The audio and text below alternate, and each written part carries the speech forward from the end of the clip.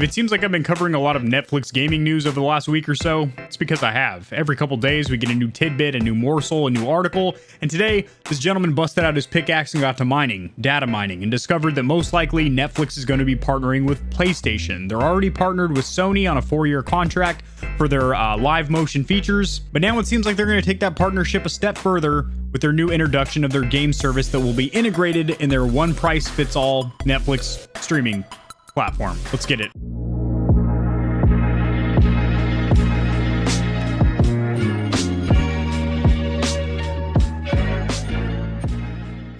Alrighty, Stallions and Stallionettes. So first of all, if you are a little bit behind in the topic, you can go ahead and whip out your mustard and play catch up, because I will have linked in the description below all of the articles that I have covered previously about this topic. There's been at least 2 or 3 other videos within this week. So sharing my screen over here.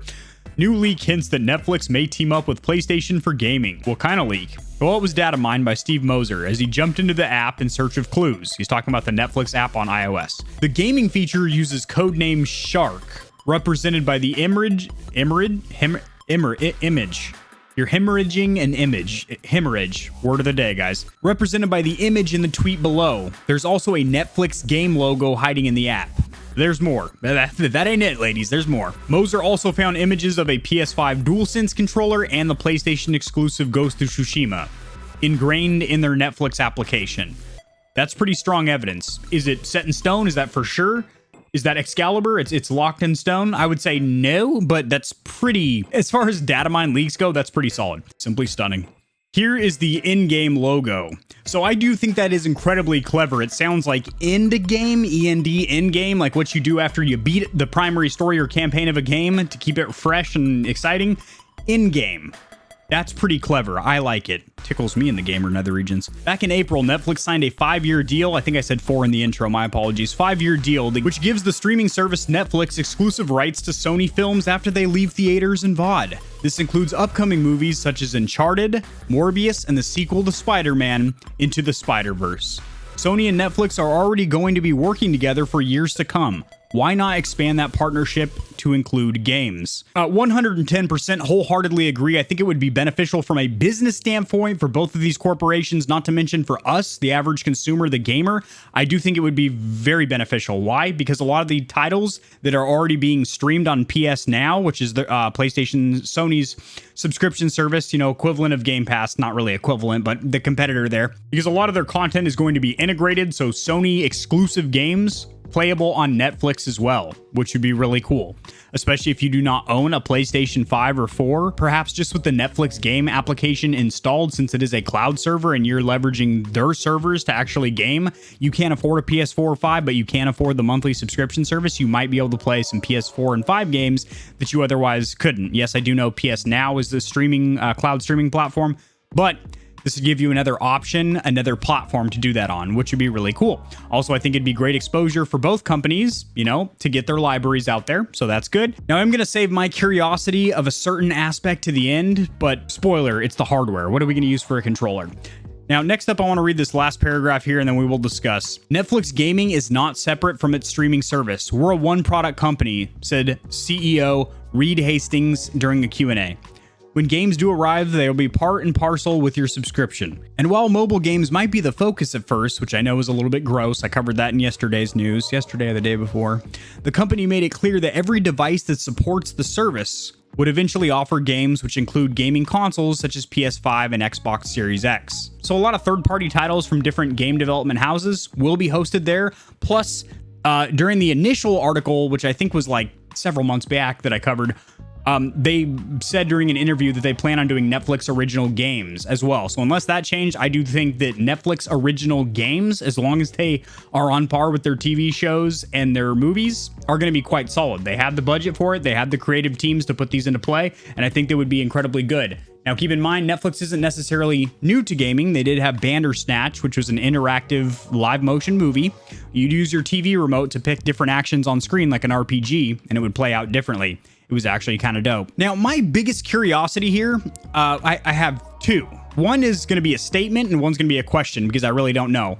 The question would be, what hardware do we use? Because you don't have a box, you don't have anything other than your smart TV, or maybe you are streaming Netflix on a console, or maybe it's on a Amazon Fire Stick that's plugged into your TV, maybe a Roku TV device, some kind of TV companion box that lets you run Netflix, right? And you don't have a console at all. What hardware are you to use? Can you Bluetooth a controller to your smart TV, or do you plug it in via the USB port on the back of your TV, or do you use your mobile phone wirelessly with your TV?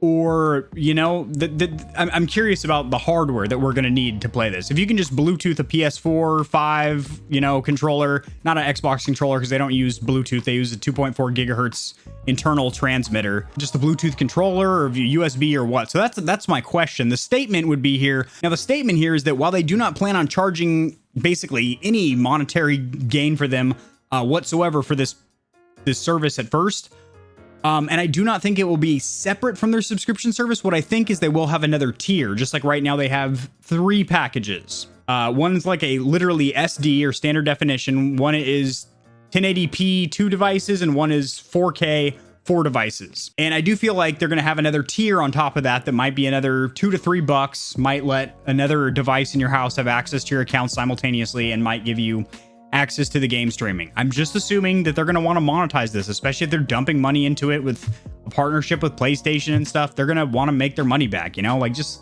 like people were surprised that, you know, new Elder Scrolls games and stuff are going to be exclusive to Xbox. They bought Bethesda and ZeniMax Media Group for $7.5 billion with a B.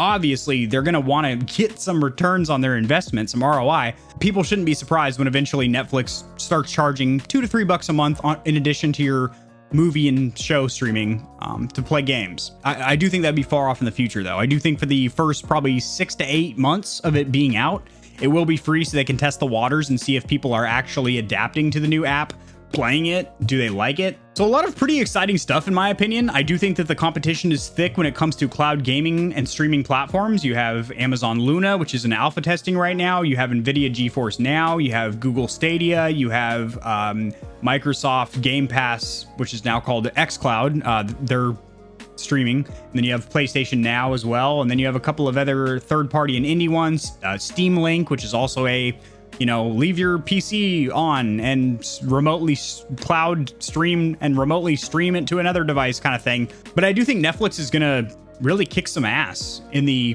cloud gaming space. I really do.